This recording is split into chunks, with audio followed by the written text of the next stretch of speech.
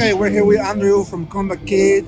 You're playing today. It's not your first Resurrection Fest. Do you recall how many times you play here? I want to say this is our fourth time, but I could be wrong. Right. Because I saw this festival in the inception of it, like back in the day when it was just like 1 or 2 stages, you know? So it's been a good 15 years of coming to this festival, I think. 15 years. I think the first festival that I was at here, I remember I had a broken arm, and I was just running around with, and then I just like to play the show, I just like would take the cast off, just kind of do my best, you know. So no, but this has become one of my favorite festivals in the world. Right. I love the Spanish crowd.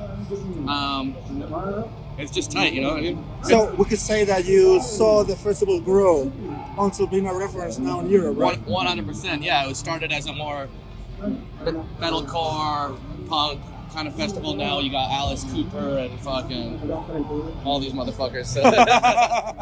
So what are your hopes to see today besides Alice Cooper for sure? Like what bands do you want to see? Speed's playing before us, so that'll be sick. I got to do these interviews, so I'm missing a couple couple bands. Our fault. Sorry. I'll watch Biohazard tonight. I haven't seen them since Evan came back. Right. There's a couple more. I just would have to look at it. Right.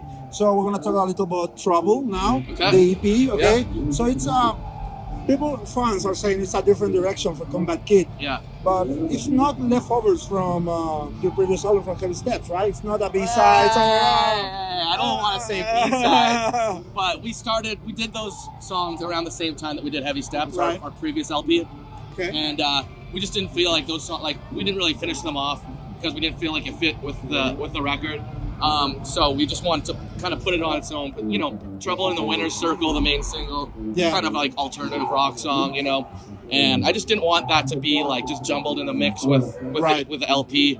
And yeah, it's a little bit more melodic and you know, more punk rock influenced. But I wouldn't say that's like the direction of Comeback Kid in the future. Yeah. We just wanted to do something off the beaten path a little bit, just cool, like, you know. Right, yeah, because fans were asking, this is the direction for the next album. You say no. I wouldn't say so. I mean, it works. The song goes off, so maybe we'd try to do another song in the same realm or genre, but yeah, I don't see that as like the new Comeback Kid sound. Right. You know what I mean? But it was fun to do, and I love playing that song. Right.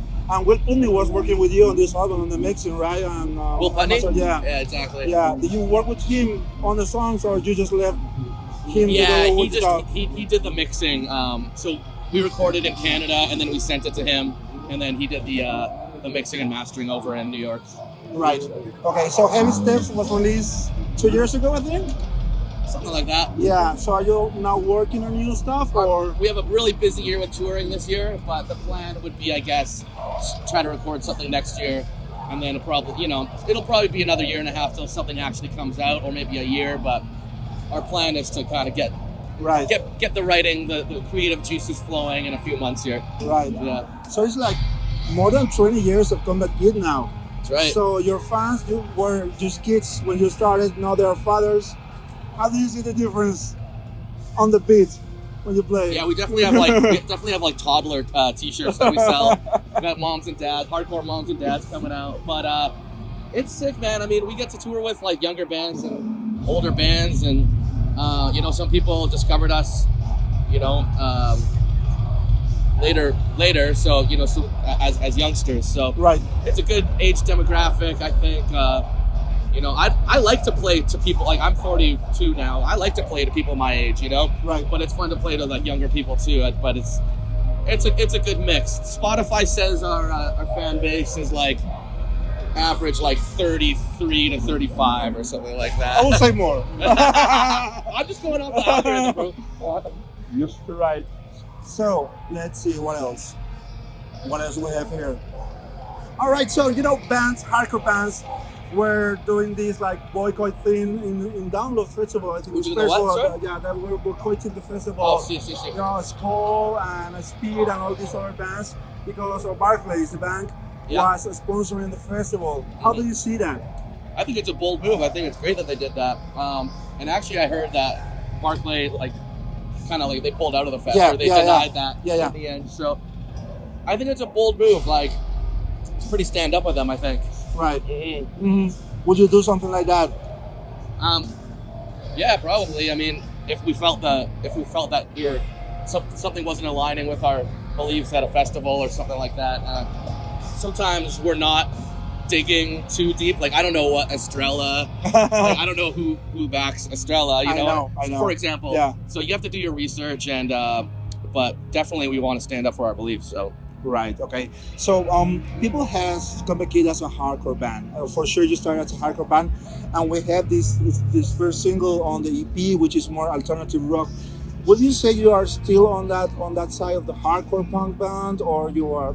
Yeah, we're straight up a hardcore punk band. That's it. Like, we do, and I even talk about it on stage. All right, we're gonna do some punk shit now. All right, we're gonna do some more metal shit. You know what I mean? Like, we're aware that we have different types of songs, but if you hear a Comeback Kid song, you can tell it's Comeback Kid. Yeah. Yeah. I don't think we're not going like super emo or anything like that. We're not gonna find an acoustic album, country acoustic album. Even though, like, I think Jeremy, he's the oldest in the band. He's talked. He's like, oh, we should do an acoustic. Like, nah, dude.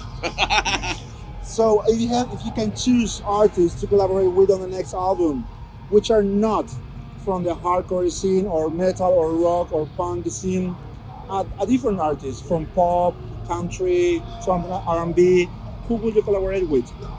Shit, man, putting me on the spot here. I mean, all of our guest vocals aren't really hardcore people. We had Joe from Gojira do something on the last record. We had a acoustic folk artist on a previous record called Matt Good. And we had Devin Townsend. So it's all just depends on the song, I guess. I haven't really thought about it quite yet. Yeah. But I'm not getting. I don't know. I don't see us getting like an R&B singer or something to do. But right. Maybe I could surprise myself. Whatever. Right. And it's quite funny because if you think of an artist like Devin Townsend, you will never say he listens to Comeback Kid, right? Yeah. So who's the artist who told you like, okay, I'm a fan of your music, that you say, whoa, I will never imagine him liking Comeback Kid? Damn, I don't know. It's hard to say. I was stoked when Frank Carter was like on top of the pit, right? And Jaron Air, singing "Wake the Dead." You know, that was kind of cool because I've been a fan of his music and his career stuff. You know, he's younger and shit, but I don't know. Right. Well, I think that's it. I don't want to take more time. Oh, you're good. You're good. Thank you so much for the interview. Thank you so much. And we will see you in the concert.